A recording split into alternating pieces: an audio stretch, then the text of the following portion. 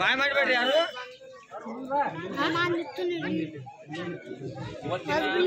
ನಮ್ಮ ಬಬಲಾದಿಯ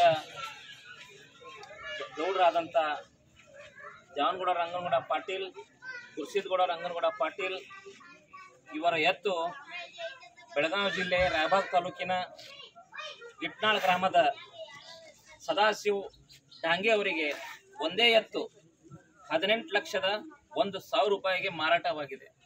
ಬಹುಶಃ ಇವತ್ತು ನಮ್ಮ ರೈತರು ದುಡಿದಂಥ ಪರಿಶ್ರಮದಿಂದ ಎಲ್ಲ ರೈತರು ಸಹಿತ ಇವತ್ತು ಎತ್ತುಗಳನ್ನು ಬಸವನನ್ನ ಮೇಯಿಸಿ ಇವತ್ತು ಇಷ್ಟೊಂದು ಈ ಚರ್ಬಂಡಿ ಎತ್ತುಗಳು ಇಷ್ಟು ಪ್ರಖ್ಯಾತಿ ಪಡೆಯಕತ್ತಾವ.